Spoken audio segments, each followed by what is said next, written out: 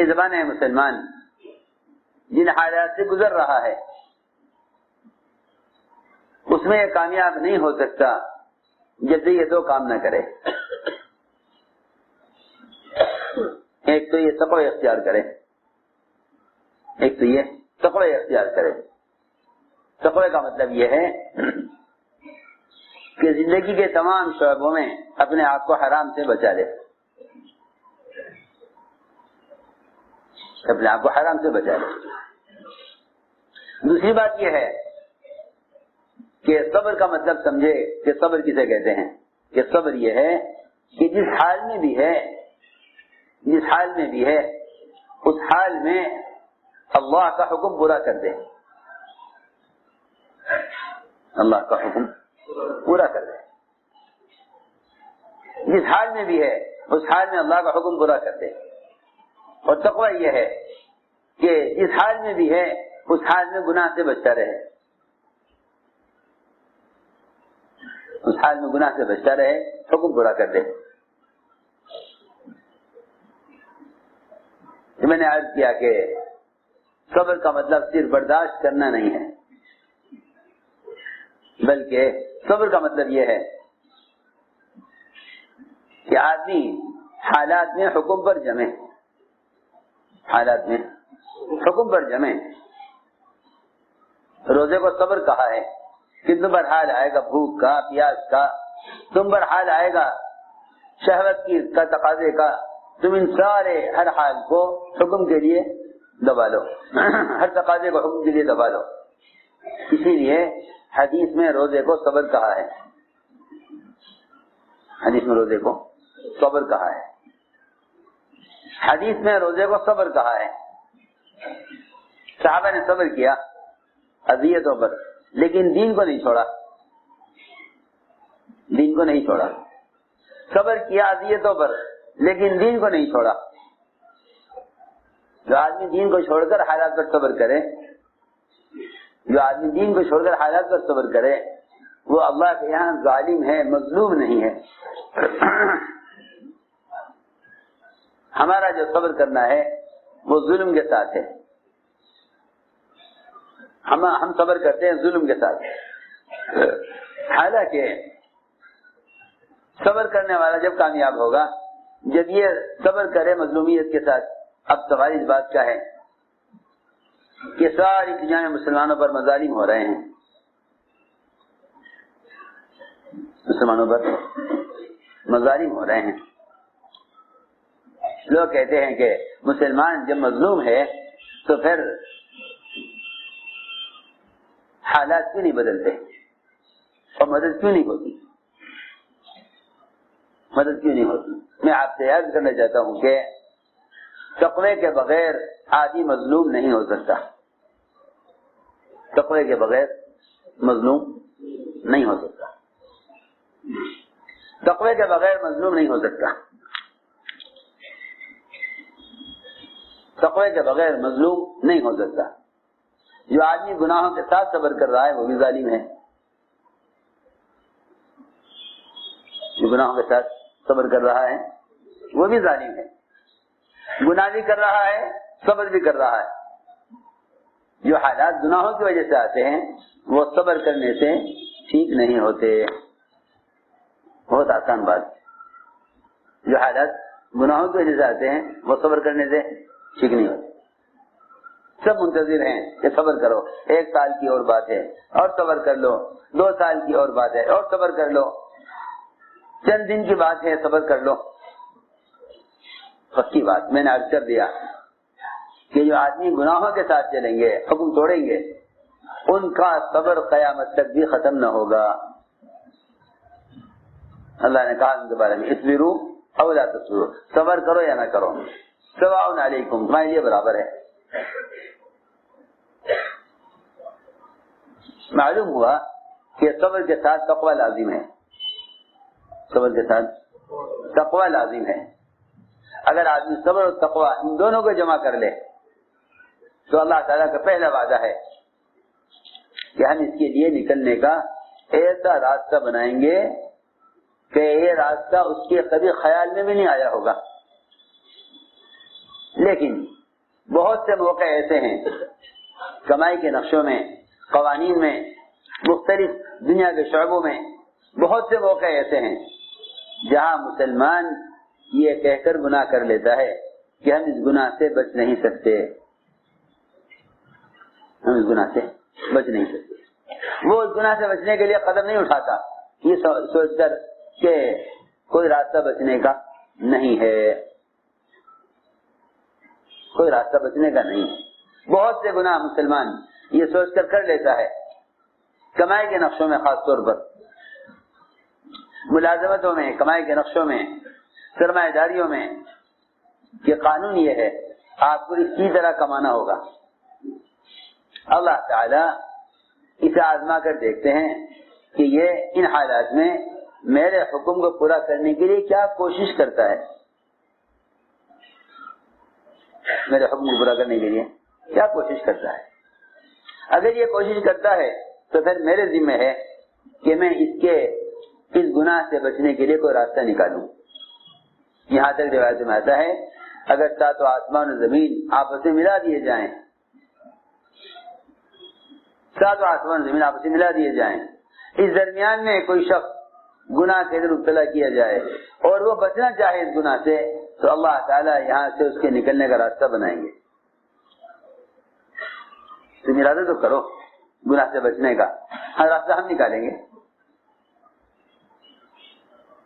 یوسف علیہ السلام کو گناہ مبتلا کرنے کے لیے سارے راستے بند کر دیے گئے، نکلنے کا کوئی راستہ نہیں، نکلنے کے لیے کوئی راستہ نہیں، سارے راستے بند کر دیے گئے، نکلنے کے لیے کوئی راستہ نہیں، سب راستے بند ہیں۔ نبی معصوم ہوتے ہیں،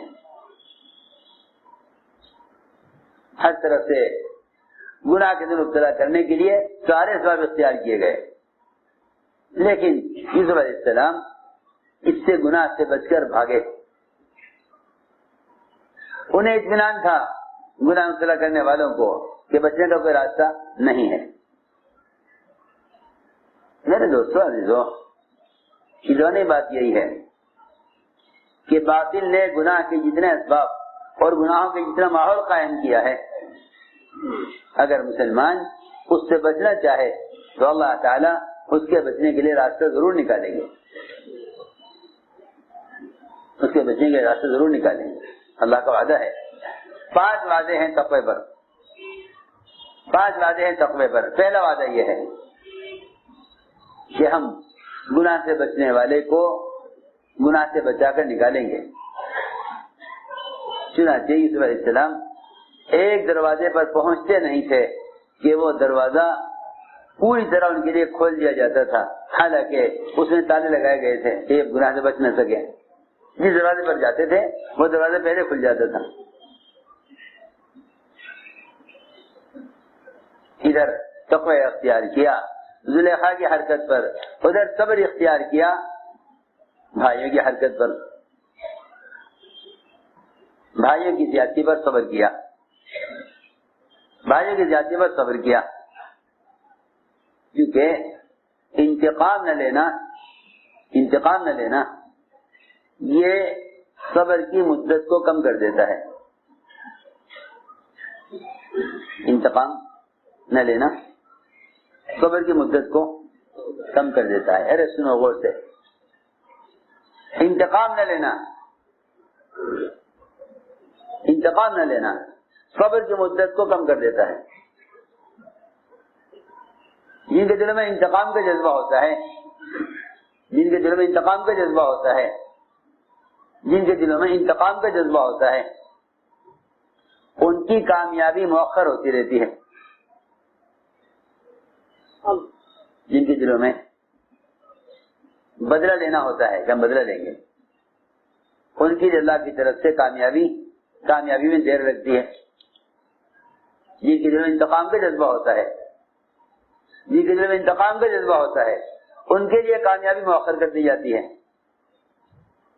میں نے عرض کیا کہ صبر کا مطلب یہ ہے کہ آدمی انتقام کا جذبہ نہ رکھے، انتقام کا جذبہ نہ رکھے۔ کیونکہ انتقام کا جذبہ رکھنے والوں کو اللہ تعالی جو غیروں کے حوالے کر دیتے ہیں کہ اچھا بھائی ٹھیک ہے، جب تم ان سے بدلا براہ راست خود چاہتے ہو تو تم آپس میں نمٹ لو، اور اگر صبر کرتے ہو تو اللہ فرماتے ہیں کہ پھر انتقام لینے والے میں ہوں، اگر تم صبر کر لو تو انتقام میں لوں گا، اور اگر تم صبر نہیں کرتے تو انتقام خود لے لو۔ ارے دیکھو تو صحیح، اگر تم صبر کرو گے تو انتقام میں لوں گا، اگر تم صبر کرو گے تو اللہ فرما رہے کہ انتقام میں لوں گا، اور اگر تم صبر نہیں کرتے تو خود انتقام لے لو، اگر صبر نہیں کرتے تو انتقام خود لے لو۔ اللہ اکبر۔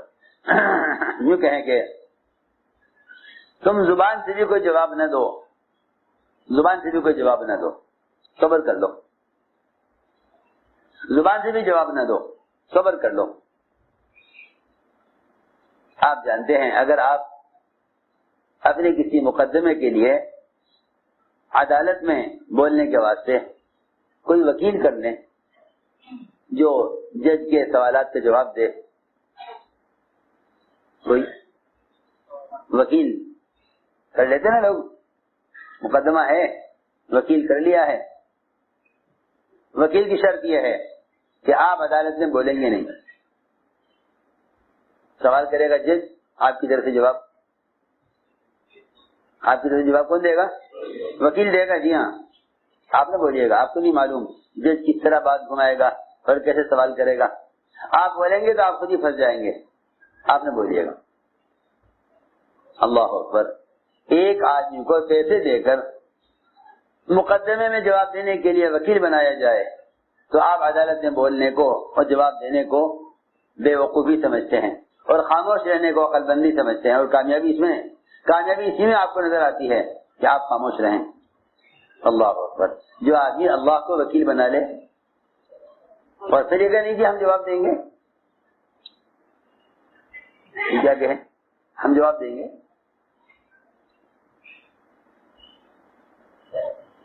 وہ تو جواب وہ دیتا ہے جو اپنی طاقت کو غیبی اور فرشتوں کی طاقت سے زیادہ سمجھتا ہے، وہ جواب دے گا۔ حالانکہ اصل بات یہ ہے کہ اللہ تعالی انتقام خود لے لیں گے لوگوں سے، بشرطے کہ تم صبر کر لو، انتقام نہ لو، تم صبر کر لو، انتقام نہ لو، اس لیے کہ انتقام کا جذبہ کامیابی کو دور کر دیتا ہے اور صبر کامیابی کو قریب لے آتا ہے، صبر کامیابی کو قریب لے آتا ہے، انتقام کا جذبہ کامیابی کو دور کر دیتا ہے۔ حدیبیہ میں صبر کر لیا، انتقام نہ لیا، اللہ کا حکم پورا کیا ناگواری سے، اللہ تعالی نے فتح کو اتنا قریب کر دیا کہ ابھی وہاں سے ہٹے نہیں تھے کہ صرف فتح نازل ہو گئی، فتح مبین اور فتح قریب اور فتح مبین کہیں پر تم نے انتقام نہ لیا، صبر کر لیا۔ میں نے عرض کیا کہ صبر کرنا کامیابی کو قریب کر دیتا ہے، صبر کرنا کامیابی کو قریب کر دیتا ہے۔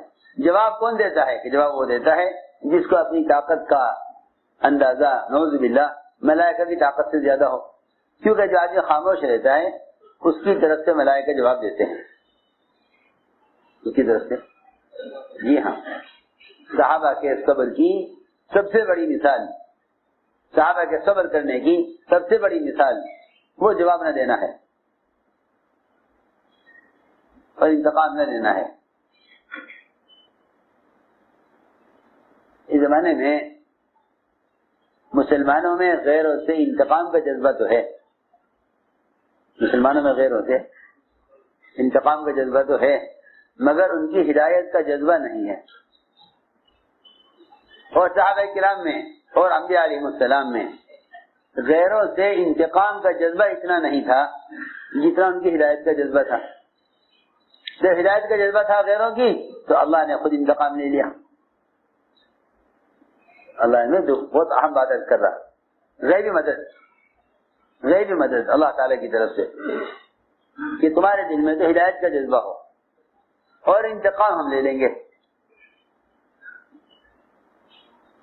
اور نُرِيَنَّكَ الَّذِي وَعَدْنَاهُمْ فَإِنَّا عَلَيْهِمْ مُقْتَدِرُونَ. یہ فرمایا کہ ہم انتقام لینے والے ہیں, ہم انتقام لینے والے ہیں, ہم انتقام لینے والے ہیں اور ہم نے آپ سے جو وعدہ کیا ہے ہم اس وعدے کو پورا کرنے پر قادر ہیں. دھیان سے بات سننا, میں کچھ کہنا چاہتا ہوں. انبیاء اور صحابہ میں غیروں کی ہدایت کا جذبہ تھا تو اللہ نے انتقام لے لیا.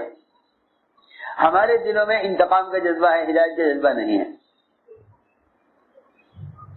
اللہ اکبر. جن کفار نے مہاجرین کو مکے سے نکالا وہ مدینہ منورہ میں روزانہ ان کی ہدایت کے لیے دعا کیا کرتے تھے. پہلی بات تو یہ ہے کہ ہمیں نہ صبر کی خبر ہے کہ کسے کہتے ہیں, نہ تقوی کی خبر ہے کسے کہتے ہیں. صبر کا مطلب تو لوگ یہ سمجھتے ہیں کہ جو بھی حال آئے اسے برداشت کر لو, جو بھی حال آئے اسے برداشت کر لو. نہیں, برداشت کرنا صبر نہیں, برداشت کرنا صبر نہیں. اور ایسے برداشت کرنے سے مدد بھی کبھی نہ آئے گی. ارے سنو بہت غور سے, ایسے برداشت کرنے سے مدد بھی کبھی نہ آئے گی. بلکہ جو لوگ حکم توڑ کر حالات پر صبر کرتے رہتے ہیں, جو لوگ اللہ کا حکم توڑ کر حالات پر صبر کرتے رہتے ہیں, ان کا صبر قبر تک اور ان کا صبر جہنم تک بھی ختم نہیں ہوتا. عجیب بات ہے. اللہ فرمائیں گے جہنمیوں سے اصبروا او لا تصبروا سواء علیکم, صبر کرو یا نہ کرو تمہارے لیے برابر ہے. صبر کرو یا نہ کرو تمہارے لیے برابر ہے. کیوں؟ اس لیے کہ جہنم کا عذاب یہ تمہارے گناہوں کی سزا ہے. حالانکہ صبر کیا. جہنم تو بہت دور ہے, آپ دنیا میں دیکھ لیں, چوروں کی پٹائی ہوتی ہے جیلوں میں اور ان کو سزائیں دی جاتی ہیں. اگر سارے چور مل کر صبر کریں تو یہ صبر انہیں کامیاب نہیں کرے گا, یہ صبر کامیاب نہیں کرے گا. یہ کہیں کہ ہاں صبر کرو, صبر کا پھل میٹھا ہوتا ہے, کہ نہ, ان کو میٹھا پھل کبھی نہیں ملے گا. اگر سارے چور مل کر پولیس والوں کے لیے بد دعائیں کریں تو پولیس والوں پر عذاب نہیں آئے گا.